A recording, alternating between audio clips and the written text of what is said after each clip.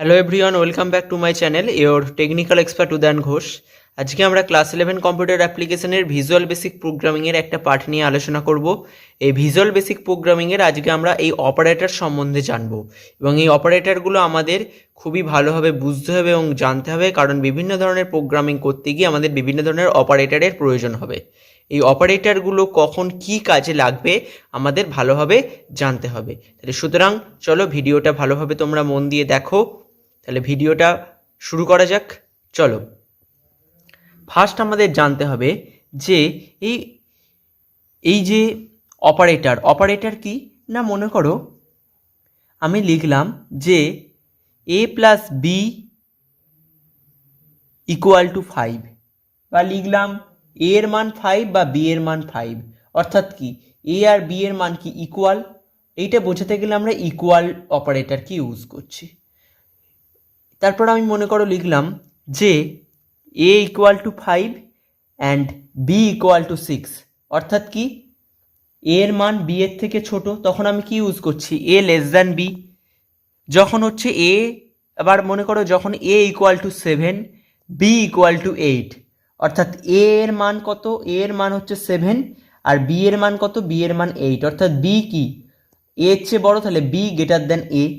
হ্যাঁ, এইভাবে আমরা বিভিন্ন ধরনের অপারেটরকে ইউজ করে বিভিন্ন ধরনের প্রোগ্রামিংকে করে থাকি, এবং কখন কি ধরনের অপারেটরকে আমাদের ইউজ করতে হবে কোন প্রোগ্রামিংয়ের ক্ষেত্রে সেটা আমাদের ভালোভাবে জানতে গেলে এই অপারেটর সম্বন্ধে ধারণা থাকতে হবে। এখানে এই অপারেটরগুলো, এই যে ফার্স্টে আমি জানবো কতগুলো যে অপারেটরগুলো আছে সেই অপারেটরগুলো সম্বন্ধে জানবো। না, ইকুয়াল অর্থাৎ দুটি ভেরিয়েবলের মান সমান কিনা পরীক্ষা করবে ইকুয়াল অপারেটর দিয়ে। মনে করো এই যে আমি এখানে লিখেছি a ইকুয়াল টু b। মনে করো কোনো একটা তোমাকে প্রোগ্রাম লিখতে দিয়েছে যে ভেরিয়েবল যে একটা ভিজুয়াল বেসিক একটা প্রোগ্রাম লেখো, যেটা মনে করো ভিজুয়াল বেসিক একটা প্রোগ্রাম লেখো যেটা হচ্ছে ভ্যালু মানে a এবং b, এই ভেরিয়েবল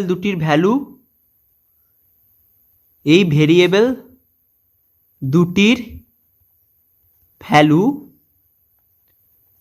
সমান না অসমান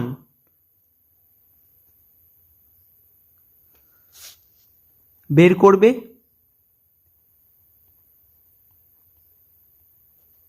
অথবা বের করবে। হ্যাঁ, আগে এইটাই বলি, সমান না অসমান বের করবে। তাহলে তখন আমাদের কি অপারেটরকে ইউজ করতে হবে।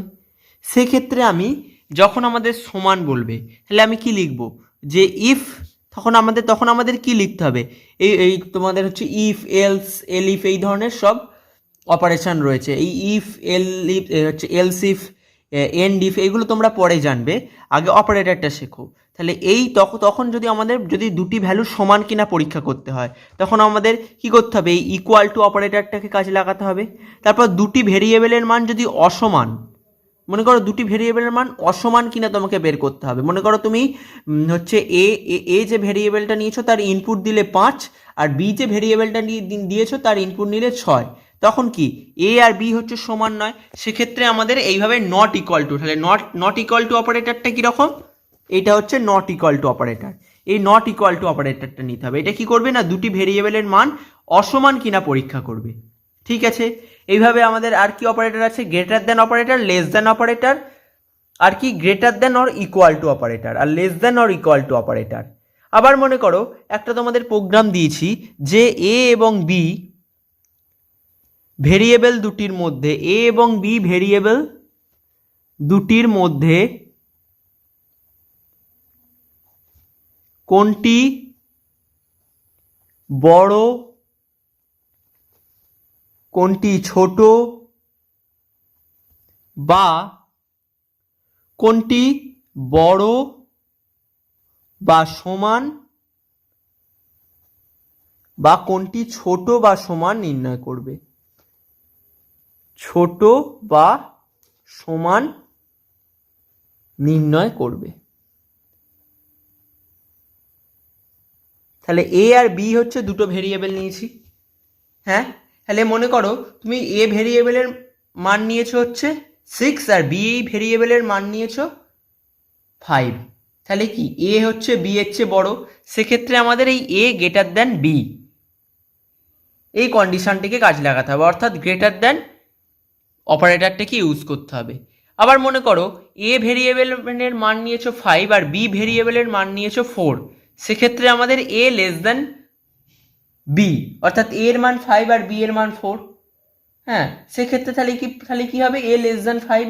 এবার মনে করো তোমাদের একটা প্রোগ্রাম দিয়েছে যে তুমি একটা ভিজুয়াল বেসিক একটা প্রোগ্রাম তৈরি করো যেখানে তুমি ভ্যালু ইনপুট দেবে এবং সেই অনুযায়ী তোমাকে আউটপুট দেবে যে দুটি ভেরিয়েবলের মধ্যে দুটি ভ্যালুর মধ্যে কোনটি বড় কোনটি ছোট, বা কোনটি হচ্ছে সমান বা বড়, বা কোনটি সমান বা ছোট।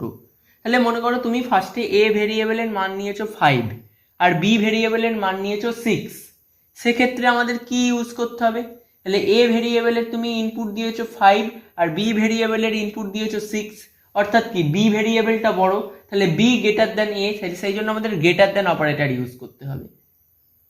আবার মনে করো এবার ছোট তোমাকে প্রুভ করতে হবে, মানে ছোট কিনা তোমাকে পরীক্ষা করতে হবে, সেক্ষেত্রে আমাদের কি ইউজ করতে হবে, লেস দ্যান, এ লেস দ্যান বি, অর্থাৎ এ ভেরিয়েবলের মান যদি 4 হয় আর বি ভেরিয়েবলের মান যদি 3 হয়, তাহলে আমাদের কি এ লেস দ্যান বি, তাহলে এ লেস দ্যান বি যদি আমি ইউজ করি সেক্ষেত্রে তাহলে কি হবে, লেস দ্যান অপারেটর ইউজ করার জন্য আমরা যা ইনপুট দেবো, যদি ইনপুটে যদি এ মানে হচ্ছে এ এর মান যদি হচ্ছে ছোট হয়, তাহলে আমাদের তাহলে কি বলবে, তাহলে হচ্ছে এ এর মান ছোট হলে তাহলে আমাদের মানে ইনপুট দেবে yes A variable is small.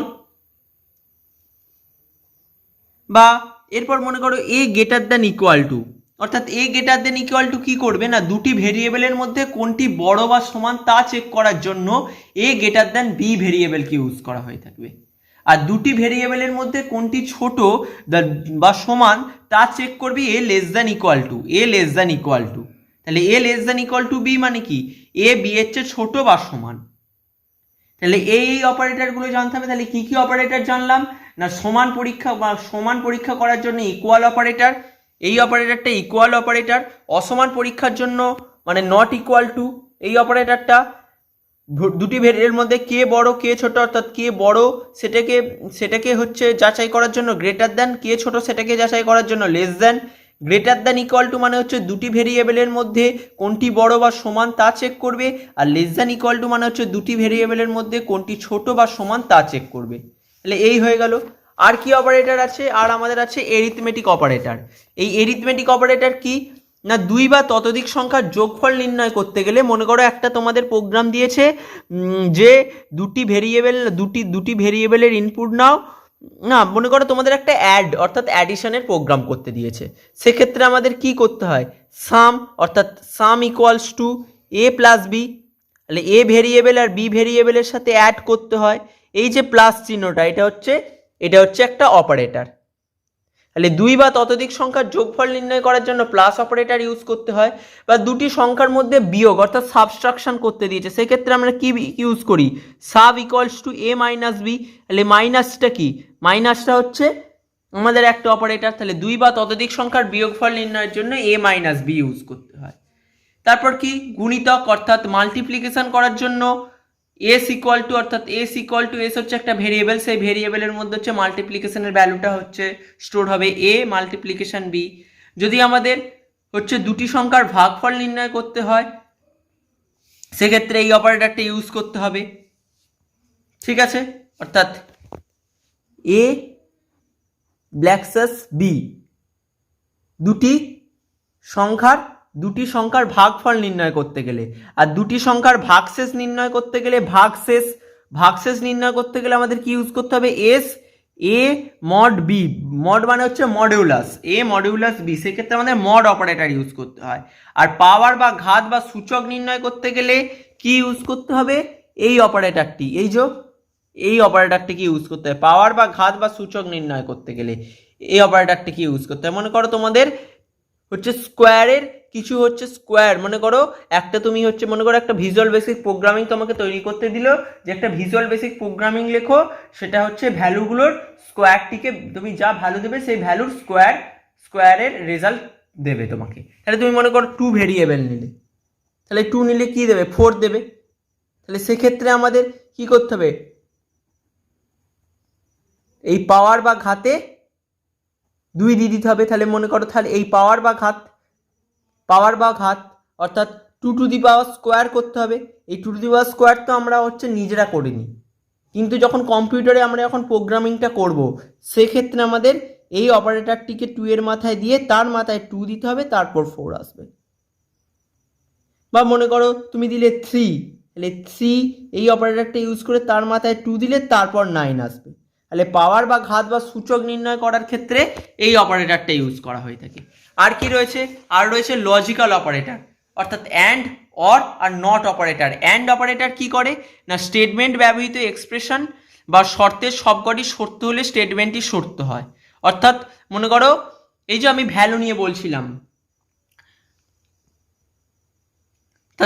মনে করো এই যে এখানে লিখেছে যে স্টেটমেন্টে ব্যবহৃত এক্সপ্রেশন বা শর্তের সবকটি সত্য হলে স্টেটমেন্টটি সত্য হয়। অর্থাৎ মনে করো তুমি এ ভেরিয়েবলের ভ্যালু ধরেছো 5, বি ভেরিয়েবলের ভ্যালু ধরেছো 8, আর সি ভেরিয়েবলের ভ্যালু ধরেছো এ ভেরিয়েবলের ভ্যালু ধরেছো, মনে করো এ যে ভেরিয়েবলটা নিয়েছো সেই এ ভেরিয়েবলের ভ্যালু ধরেছো